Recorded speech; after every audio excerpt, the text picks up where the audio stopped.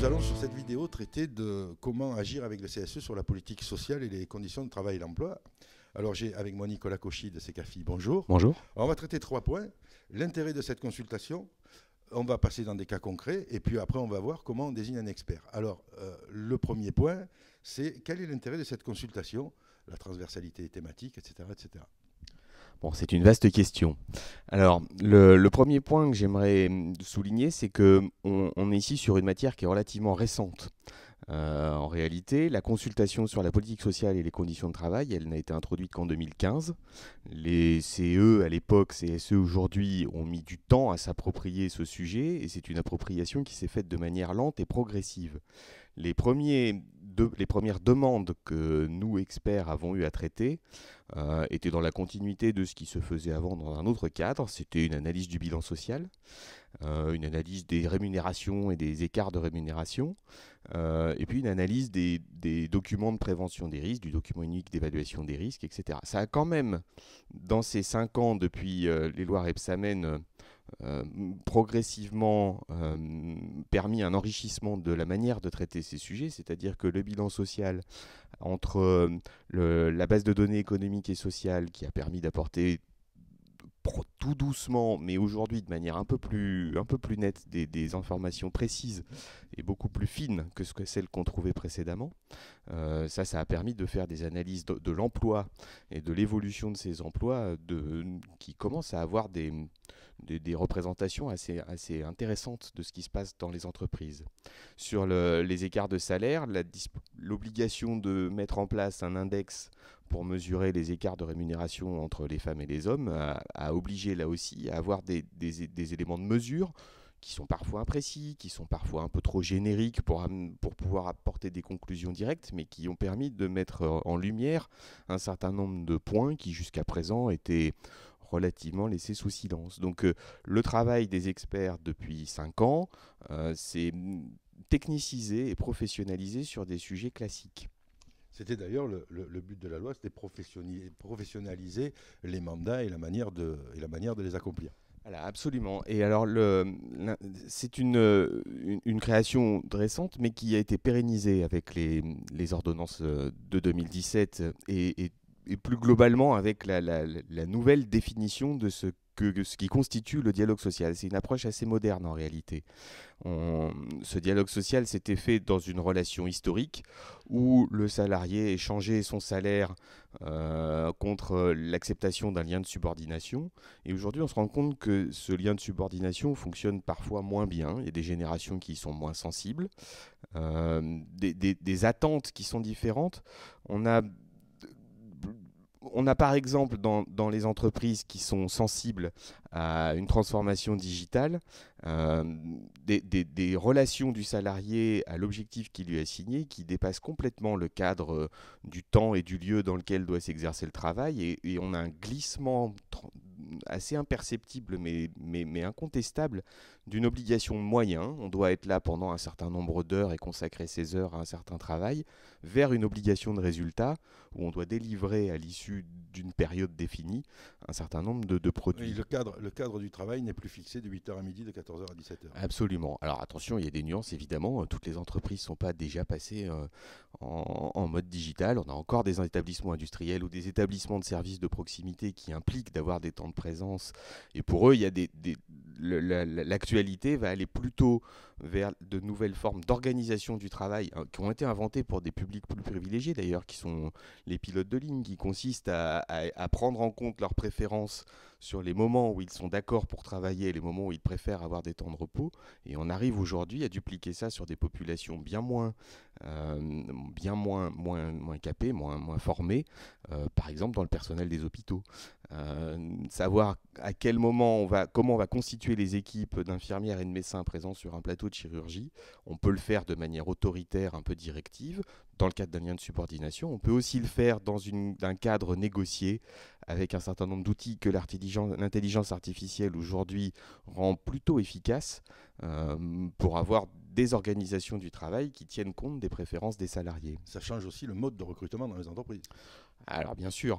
Alors il y a deux choses là-dessus. Les outils de recrutement, évidemment, ont évolué. Il y a l'analyse classique du CV papier avec ou sans photo qui a prévalu pendant 20 ans et est en train de céder la place à d'abord un recrutement par affinité, beaucoup.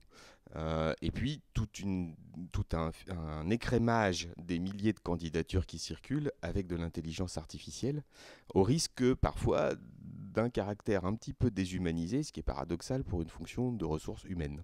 Ça, c'était tout un débat qu'on avait déjà eu sur ce plateau sur la déshumanisation de la fonction RH, avec l'intelligence artificielle qui arrive et qui veut suppléer, on met de l'intelligence artificielle un peu partout.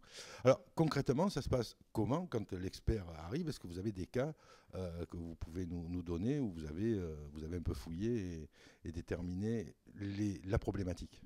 Oui, alors on a réfléchi depuis plusieurs mois à essayer de se donner des points de repère dans une politique sociale pour identifier ceux qui constituent potentiellement un progrès pour les salariés, les hommes qui travaillent dans une entreprise et ceux qui constituent une voie plus conservatrice, on va dire.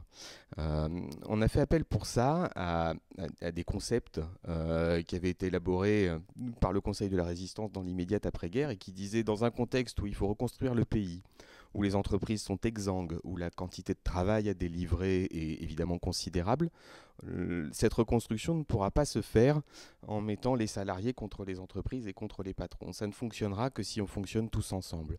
Et il y a quelques mots-clés qui avaient été écrits à cette période et qui disaient le cadre du dialogue social doit permettre de progresser dans le respect et la dignité de l'homme au travail, l'homme avec un grand H évidemment. Et ça se décline au travers de 3 grands chapitres qui incarnent cette dignité de l'homme au travail et sur lesquels on a aujourd'hui des investigations, des sollicitations ou des réflexions tout au moins importantes. Le premier sujet va être la reconnaissance des savoirs, des savoir-faire des salariés dans leur métier.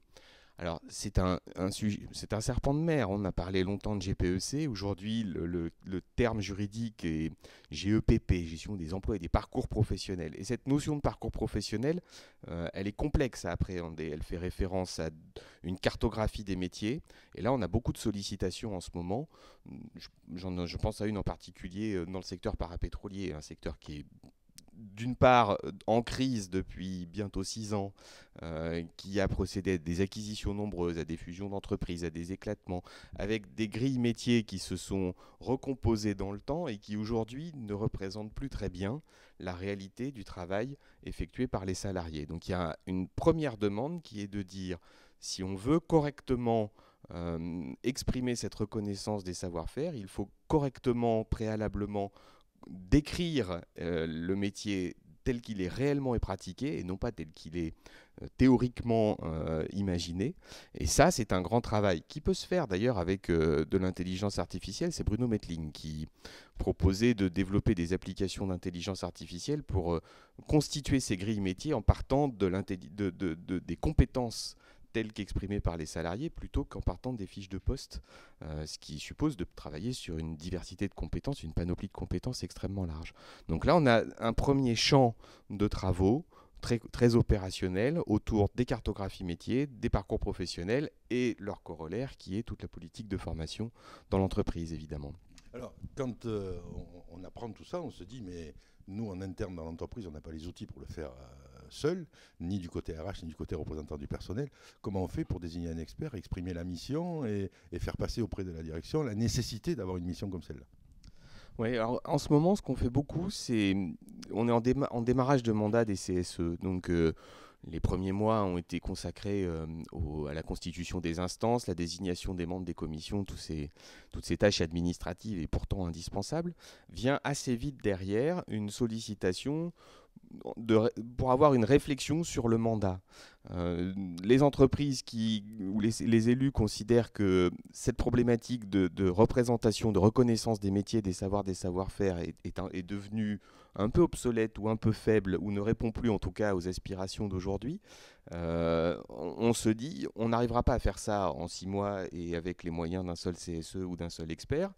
Prenons les 2 ans qui viennent, constituons une commission ad hoc, Engageons l'enquête auprès des salariés pour les aider à exprimer la manière dont ils travaillent, collectons ces données et en deuxième année, on construira la cartographie un peu plus générale qui permettra de fonctionner pour les 10 ans qui viennent. Comment on convainc un employeur un peu conservateur qui dit vous n'allez pas me saouler avec ça, ça marche bien depuis 30 ans, je ne vois pas pourquoi, on va refaire une cartographie. Est-ce qu'on a les outils pour le faire? Alors, on a encore des employeurs extrêmement conservateurs, mais ça devient un peu marginal. Et puis, il faut voir aussi que le marché du travail évolue, le contexte démographique évolue. On a de plus en plus de métiers. Alors, on parlait classiquement des soudeurs un peu spécialisés, des agents de maintenance. Évidemment, dans le domaine numérique, les data analystes, les risk managers, tous ces gens-là. Ces gens-là sont extrêmement courus. Peu nombreux à la sortie des écoles et extrêmement recherchés, l'employeur à un moment doit se poser obligatoirement la question de son attractivité pour attirer les talents et surtout pour les conserver derrière. C'est pas parce qu'on est à 20 ans et 25 ans qu'on sort de l'école et qu'on a un diplôme avec des séjours à l'étranger qu'on est prêt à accepter toutes les contraintes qui sont les plus fréquentes dans l'entreprise. Donc l'employeur, quelque part, a une convergence d'intérêts avec les élus qui sont inquiets d'une charge de travail, qui sont inquiets d'une absence de reconnaissance. Le corollaire de cette reconnaissance, c'est mon deuxième sujet, c'est tout ce qui renvoie aux problématiques de rémunération du travail ordinaire, des réalisations remarquables, de toutes ces choses-là. Si on n'a pas la bonne représentation des salariés, on ne peut pas correctement reconnaître financièrement la qualité du travail qui est réalisé. Et il y a un troisième volet, parce qu'on est sur politique sociale et conditions de travail, qui est celui des conditions à proprement parler. Ça renvoie à la manière dont l'entreprise organise le cadre d'exercice de son travail. Si elle veut encore une fois attirer et retenir les talents dans son entreprise, il faut qu'elle fasse d'une part des efforts pour avoir des lieux relativement sympathiques, d'avoir des vraies réflexions sur la relation hiérarchique.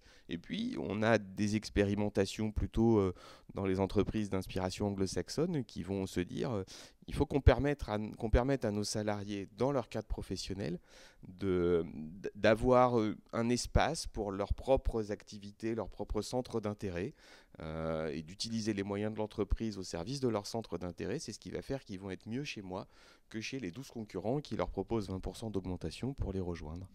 Alors, élu de CSE maintenant, ayez le talent d'expliquer ça à votre employeur si vous êtes tombé sur quelqu'un d'un peu conservateur. S'il n'est pas trop conservateur, faites appel à un expert qui va vous aider à mener tout ce processus au bout pour améliorer les conditions de travail, puisque cette consultation-là est faite pour améliorer les conditions de travail. La politique sociale, va vers l'amélioration.